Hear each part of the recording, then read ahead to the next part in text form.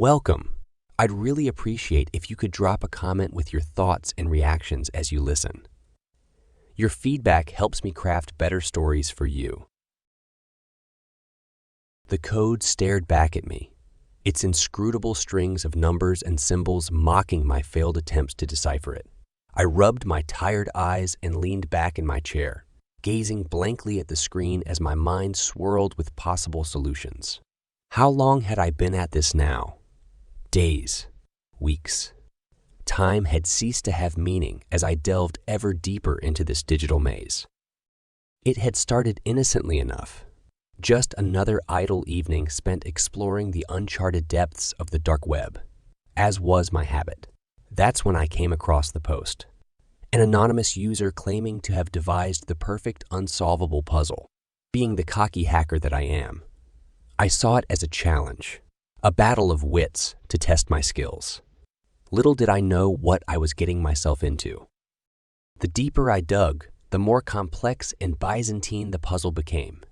Layer after layer of ciphers, codes within codes, all designed to mislead and confuse. At times, I wanted to give up, to admit defeat and move on with my life. But there was something compelling me to continue. Some visceral need to prove myself the victor in this digital duel. My days blurred into nights as I worked, fueled only by caffeine and willpower. I barely slept or ate. My world shrinking to this single all-consuming task. My parents grew worried by my erratic behavior, but I brushed off their concerns, too absorbed in my online quest to care about such trivialities. This was my life now. Me versus the machine in an endless battle of wits. And so it went. For what seemed like an eternity trapped within this labyrinth of my own making. I hit dead end after dead end, each failed attempt chipping away at my resolve. Was this puzzle truly unsolvable as its creator claimed? Or was I simply not clever enough to see the solution staring me in the face? Doubt and frustration gnawed at my psyche, threatening to overwhelm me. That's when it happened. A small but promising lead had me working late into the night, chasing variable after variable deep into the system's code. I was so close I could feel the answer within my grasp. My fingers flew across the keyboard at a frenzied pace, decrypting, analyzing, recombining strings of data with growing excitement. This was it, the final piece to make it all fall into place. Just as I typed the last command, the room plunged into darkness. Shit. I cursed aloud into the blackness. The computer screen now a lifeless void. A power outage of all the inconvenient times. I sat fuming in the dark, my mind still buzzing with the breakthrough that had almost been mine. After weeks of struggle, was I now to be denied at the finish line due to something as trivial as a power glitch? Fate, it seemed, had other plans in store. When the electricity flickered back to life an hour later, I eagerly booted up my system once more. But to my surprise, a new message awaited me in place of the puzzle interface. My heart leapt into my throat as I read the simple words on the screen. Congratulations, you've passed the test. I stared at the screen in disbelief, rereading the message several times to ensure I wasn't hallucinating from exhaustion. Passed what test? Welcome to what network? My mind raced with questions as adrenaline coursed through my veins, banishing any lingering fatigue. After weeks of struggle, had I finally solved the damn puzzle only to be confronted with more mysteries? Curiosity overrode caution as my fingers flew across the keyboard, composing a reply to the anonymous sender. Who are you? What is this place? Explain yourself. I hit send and waited impatiently for a response, my body thrumming with nervous energy.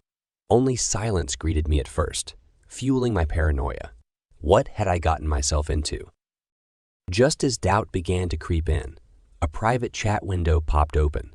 I nearly jumped out of my skin before composing myself and accepting the request. A string of encrypted characters appeared, resolving into plain text before my eyes. Congratulations on passing our recruitment test. You displayed exceptional problem, solving skills and perseverance. qualities we look for in potential recruits. We are an exclusive organization operating in the shadows of the dark net.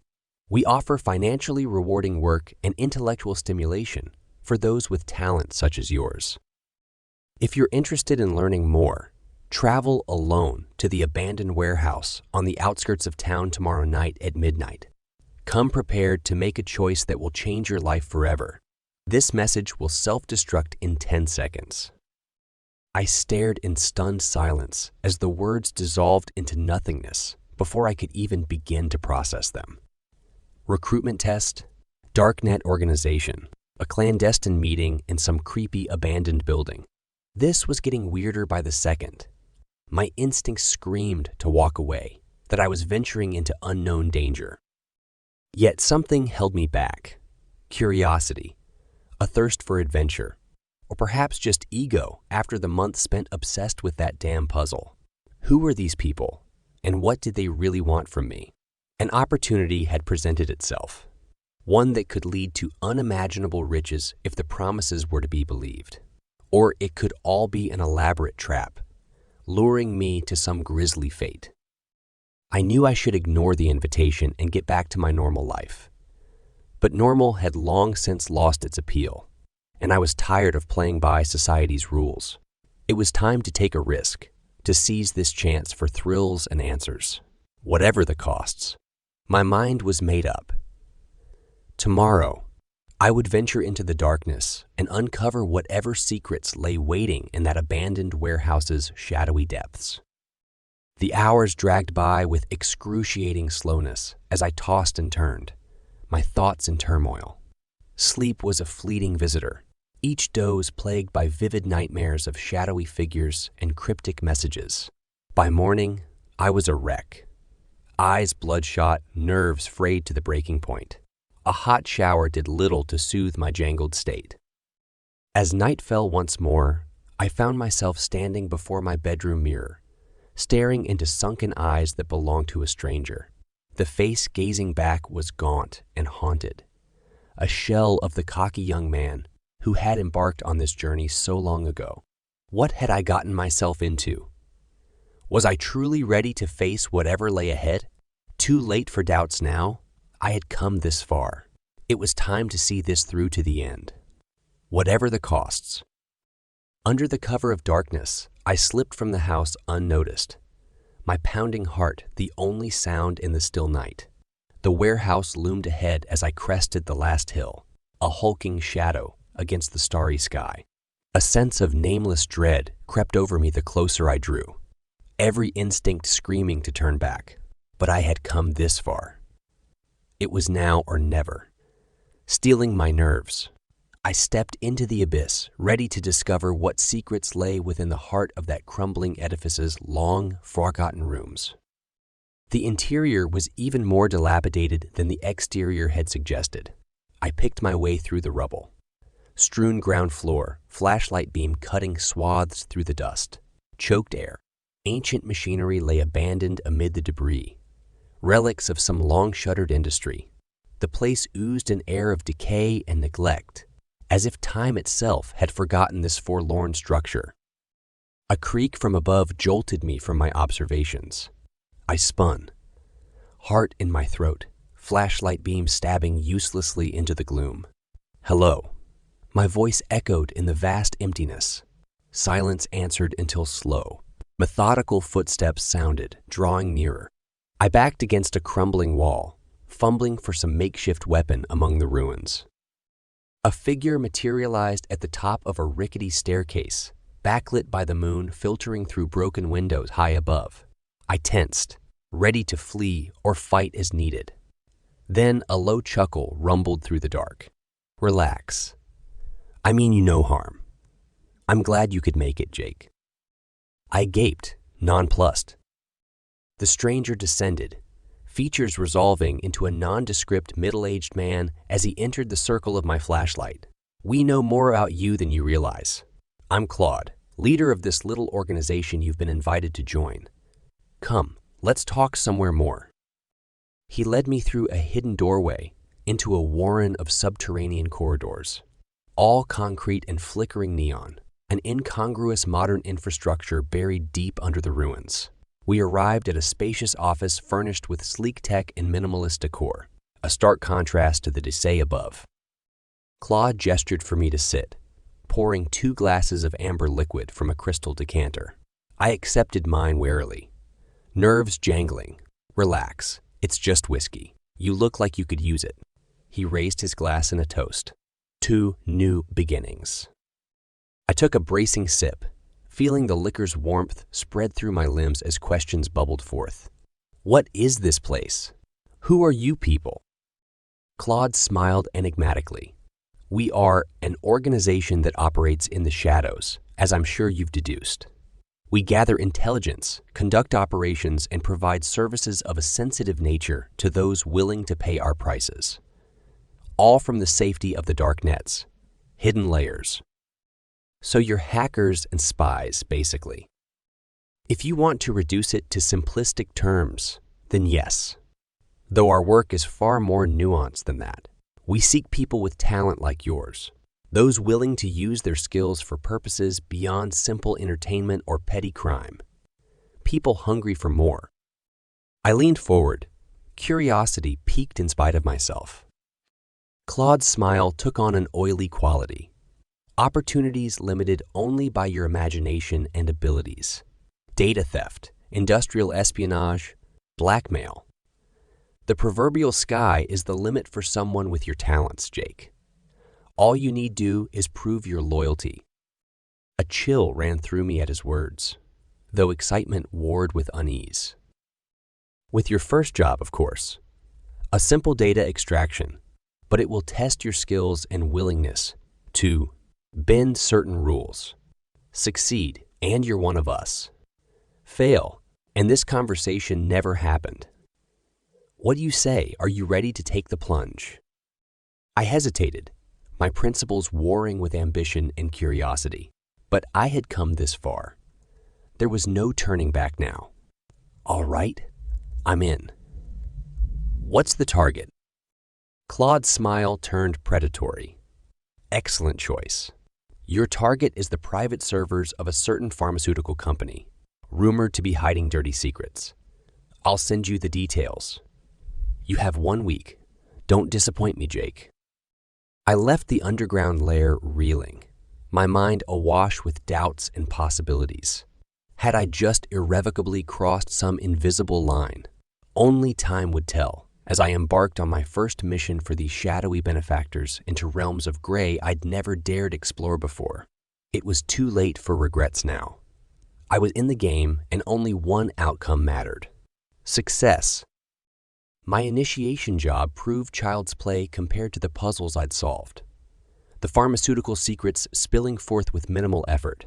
Claude was pleased with my handiwork, and so began my immersion in the network's shadowy operations. At first, the thrill of it all dulled my conscience. Hacking sensitive databases under the cover of night, unraveling webs of deception with each keystroke. I was good at what I did, and the money rolling in only fueled my ego. But with each success, the targets grew more disturbing. Blackmail, industrial sabotage, even election meddling? Was this really what I wanted?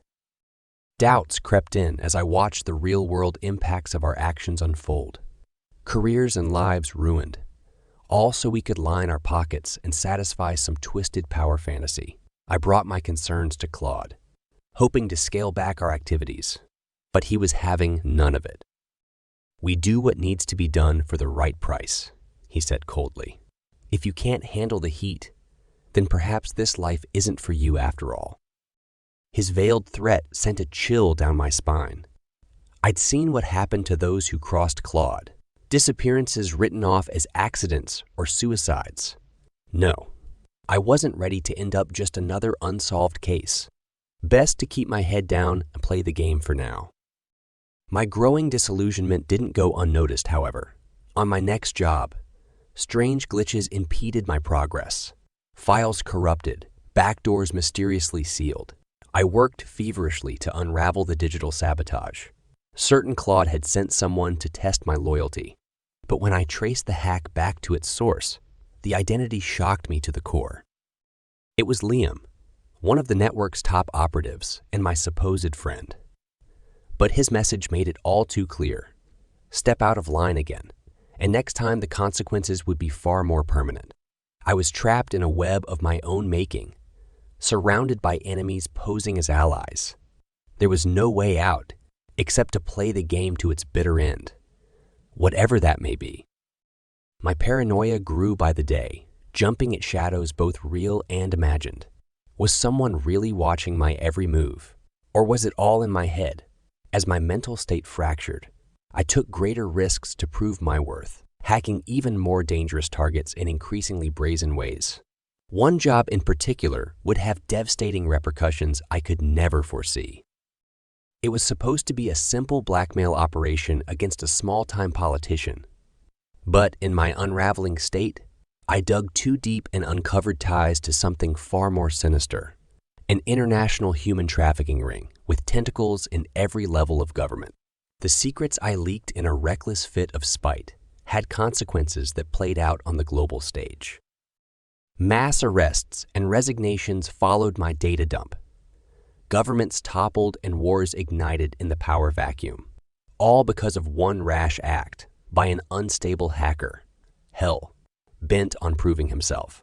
I watched the chaos unfold in mute horror, only then realizing how out of my depth I was in this shadow war. I had to get out before my actions dragged the world down with me. But escaping the network would not be so simple. My fall from grace was swift and brutal. I returned from a dead drop to find my safe house ransacked, computer wiped clean. A message awaited me on the battered remains of my phone. You've outlived your usefulness. We know where your family lives. Run if you want to live. Panic seized me as I raced home, praying I wasn't too late. The house was dark and silent as a tomb when I arrived. Had they already? A muffled cry pierced the stillness from within. I burst through the door to chaos, heart stopping at the scene that greeted me. Blood painted the walls in macabre patterns. Two bodies lay sprawled and still, glassy eyes staring into nothingness. My parents' lifeless forms would haunt me forever. But amid the carnage, a third figure stirred. My little sister Claire, bound and gagged on the floor. Relief and rage warred within as I untied her trembling form, clutching her close. It's okay, I've got you. Who did this? Her sobs redoubled at the question. Men, in masks. The network, finishing what they'd started. I'd led them straight to my family's doorstep with my careless actions. Never again would I endanger innocent lives with this poisonous game of shadows. It was time to end this, once and for all, before anyone else suffered for my mistakes. I gathered what supplies I could carry: cash, weapons, burner phones. A desperate plan formed as I comforted my sobbing sister. Listen, Claire, I'm going to draw them away. When it's safe, run as far as you can and don't look back. I'll find you when this is over, I promise. She clung to me desperately. Don't leave me alone. I pried her tiny fingers away, heart shattering. I have to fix this. Be brave for me, okay? Now go. With a final, anguished look, she fled into the night as I steeled my resolve. It was time to hunt prey of my own. I tracked the butchers back to their lair, a nondescript safe house on the city's outskirts. 2 guards patrolled outside as I crept through shadows, hacking their comms with deft keystrokes. Distracted by my fabricated emergency call, they wandered just far enough for a well-placed garrote to do its work. I was done playing by anyone's rules but my own. Inside, I found Liam and 2 others playing cards, oblivious to the carnage soon to unfold. They barely had time to register shock before lead found flesh, spattering the table in gore. I'd avenge my family if it was the last thing I did. Sirens wailed in the distance as I ransacked files and wiped drives clean. The authorities would find quite the scene when they arrived, but I'd be long gone. One target remained, the spider at the center of this toxic web. It was time Claude and I had a long overdue chat. I tracked him to his lair deep under the warehouse ruins, finding him poring over surveillance feeds, oblivious to his impending demise. He barely looked up as I entered, gun trained on his skull. Jake, I see you managed to slip the noose. Pity it had to end this way. End? This is just the beginning, you son of a bitch. I'm walking out of here, and you're not following, my finger tensed on the trigger. Claude sighed wearily. We could have accomplished so much together.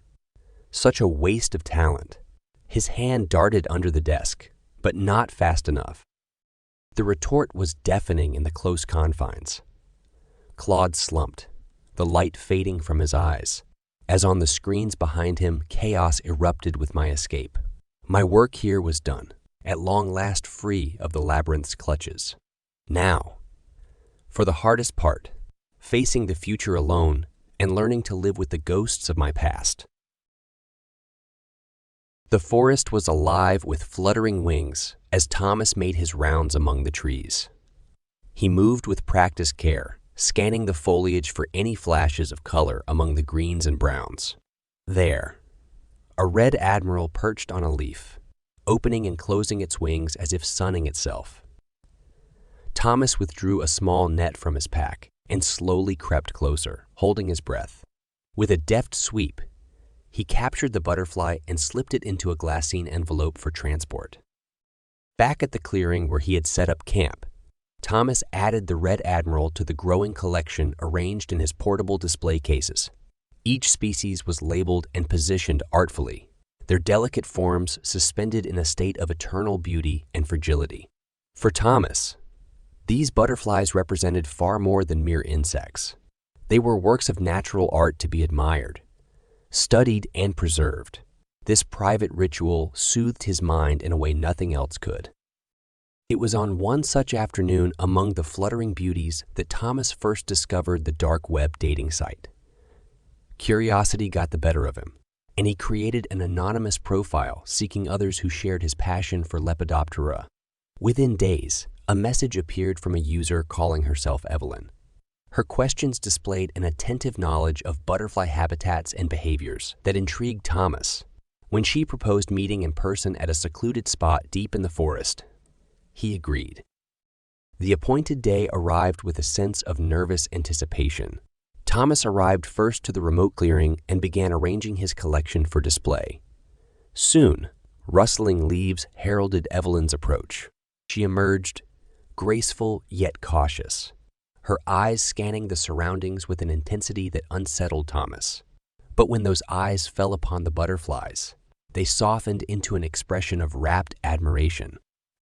"What exquisite specimens," Evelyn breathed, leaning in close to study each one.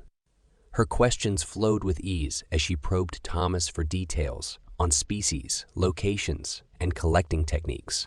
Though her focus made him uneasy, Thomas found himself opening up in kind. It felt liberating to converse with another who truly understood his passion. As the sun dipped low, Evelyn reluctantly took her leave with promises to visit again. Thomas was left with an odd mixture of relief and longing for further connection. Perhaps he had misjudged her intensity as something sinister. After all, a shared obsession deserved understanding between kindred spirits. The following week, Evelyn returned as promised. This time, her queries delved deeper into Thomas's secretive fieldwork and the precarious balance between man and nature. Her eyes gleamed with an intensity that set Thomas on edge, though he told himself it was mere enthusiasm, mirroring his own. Still, an instinct warned him to reveal only what was necessary and steer conversation back to safer topics like habitat preservation. By the time Evelyn took her leave again, Thomas's unease had mounted beyond reason. Something lurked beneath her polite veneer, something he dared not acknowledge even to himself. He had invited this woman into his private world without truly knowing her motives. Now he feared it may be too late to close the door on whatever darkness she concealed. Evelyn arrived the following week as dusk fell over the forest. Thomas greeted her warily, keeping a respectful distance as she admired the day's new additions to his collection.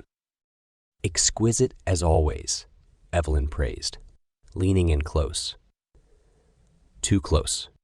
Her breath was warm against his neck, sending a shiver through Thomas that had nothing to do with pleasure. He stepped back subtly, eyes scanning for an escape. "Tell me, how do you track them so skillfully through the brush?" Evelyn pressed. "A man of your talents must have secrets to share." Thomas hesitated. "It's best we leave the more invasive techniques private. Preservation of the species is my priority."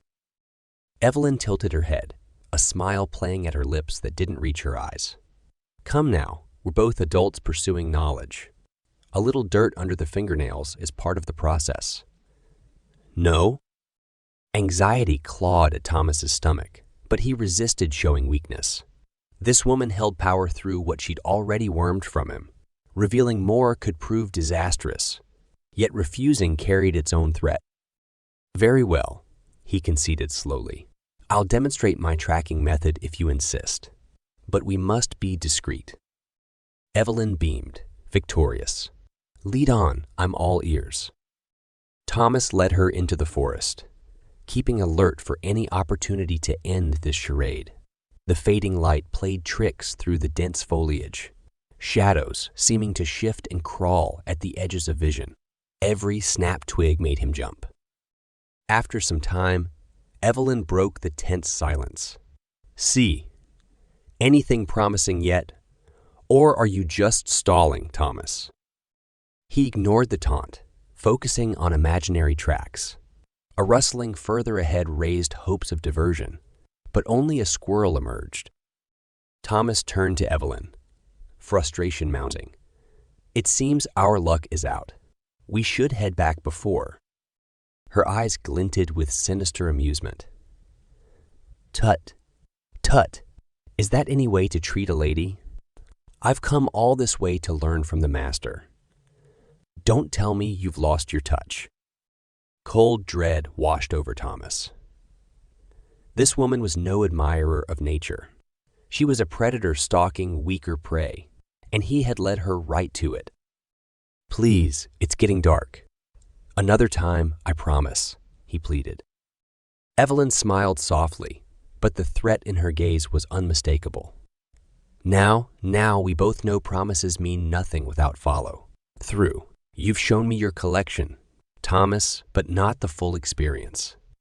I simply must see the process from start to finish before leaving satisfied." Thomas backed away slowly, scanning for an escape, but Evelyn matched his steps with predatory grace. "It's nothing personal," she soothed. "I admire your passion, I truly do. It's just incomplete without understanding the hunt. And you've been so helpful providing all the necessary tools." Her hand drifted to the net at her waist, a mockery of the one hanging limp from Thomas's own pack. His mind raced frantically for an out. There had to be a way to outmaneuver this woman on his home turf, to turn predator into prey. But one wrong move could seal his fate, and in the deepening gloom, mistakes were all too easy. Evelyn seemed to sense his desperation and smiled wider, savoring the game. "Shall we continue? Or must I persuade you further? I promise to be gentle if you cooperate." Thomas's heart pounded in his ears, drowning out all but the voice of survival instinct.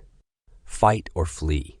He had no choice but to take a stand here and now before it was too late. Slowly, deliberately, he reached for his net, never breaking eye contact with the woman who had become his hunter. "Very good," Evelyn purred. "Now, show me what you've learned." The forest held its breath as the two circled one another, each seeking an opening in the other's defenses. Thomas knew this may be his only chance. He had to make it count. With a wordless cry, he launched his net at Evelyn, who dodged aside with inhuman speed and grace. But in that split-second distraction, Thomas was already in motion, bolting deeper into the trees. Branches whipped his face as he ran blindly, listening for any sign of pursuit over the roar of blood in his ears. A dark shape loomed ahead. The old oak, its massive trunk twisting into the gloom. Thomas scrambled up with desperate strength, pulling himself onto a thick bough just as Evelyn burst into view below. She scanned the forest with a predator's eyes, nostrils flaring as if catching his scent on the wind. Thomas held his breath, barely daring to move a muscle, even as bark dug into his skin. After an eternity, Evelyn finally melted back into the shadows, convinced her prey had fled. But Thomas knew this was far from over. He was trapped in a game with rules he did not understand, and one small mistake could cost him everything. Evelyn was out there, waiting, and she would not stop until she had what she came for. By whatever means necessary. The only question was whether Thomas's wits and will to survive could outmatch her savage instincts through the long night ahead.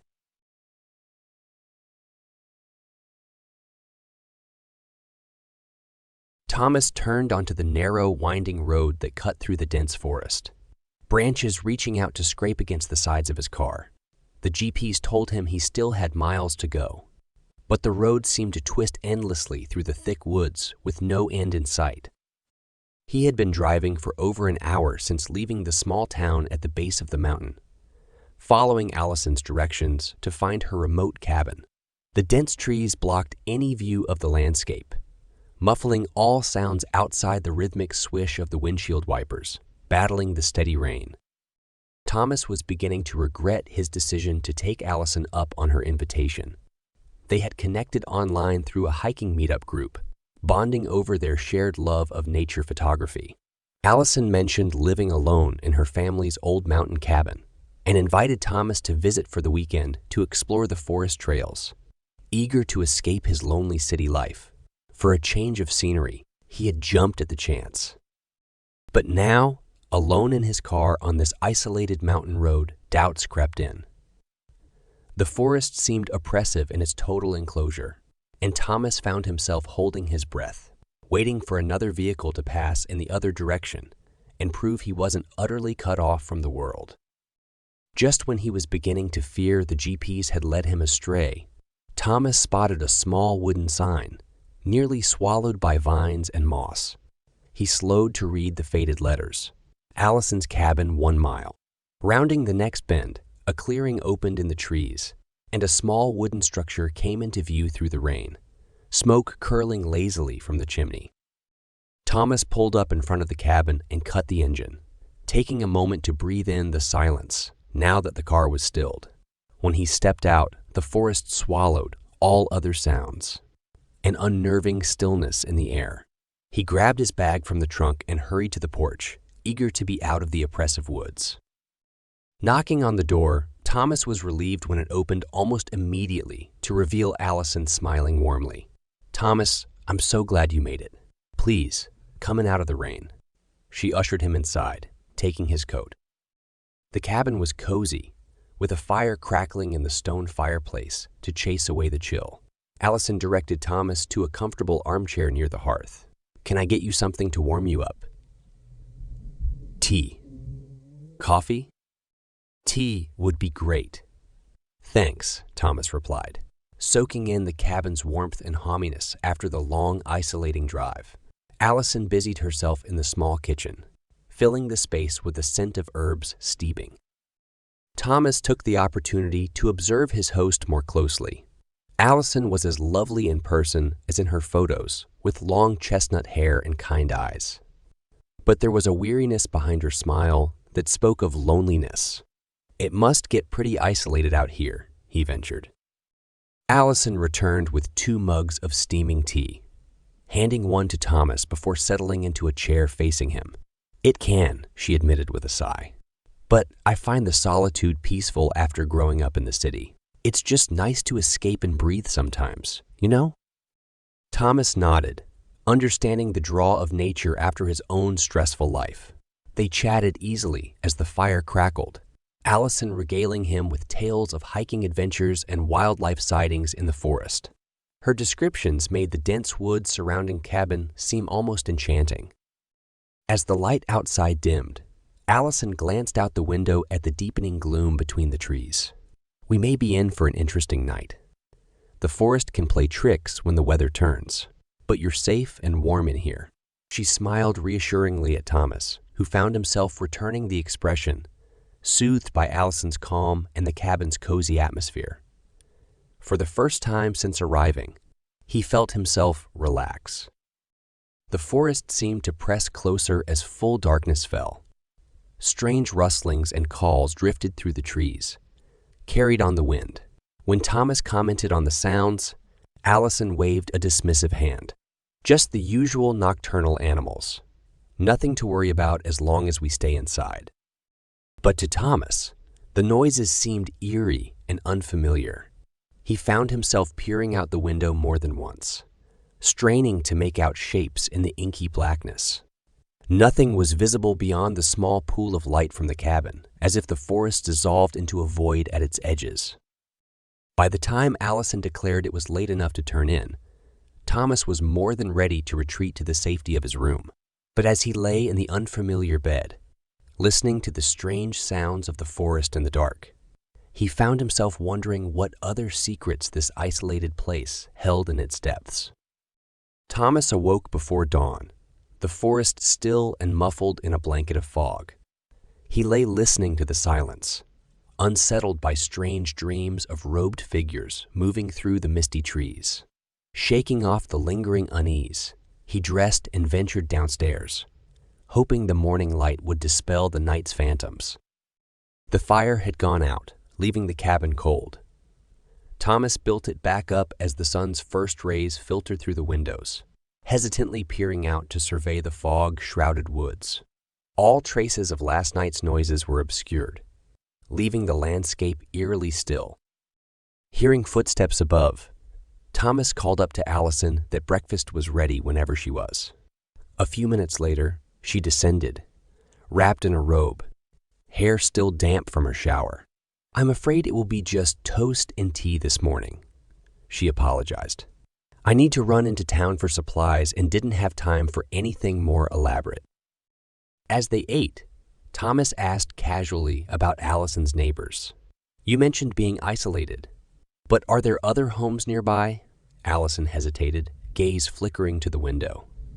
"A few," she replied evasively, "but we all keep to ourselves up here. It's part of respecting the solitude we each seek."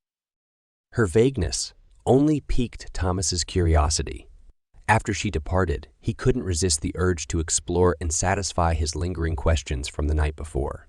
Pulling on his boots and jacket, Thomas ventured out into the mist, shrouded forest. The fog muffled sounds, turning the woods surreal and disorienting. Thomas followed faint trails winding between the trees, hoping to find signs of other inhabitants. Before long, the trails converged on a well-worn path. Thomas followed it cautiously, peering through the fog for clues. Breaking the tree line, Thomas stumbled upon a small valley concealed in the forest.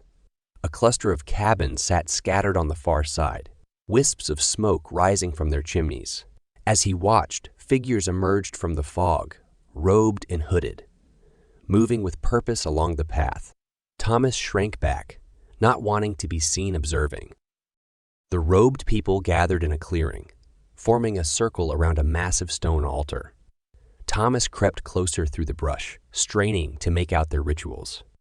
Words were chanted in a guttural tongue as cloaked figures passed items between each other.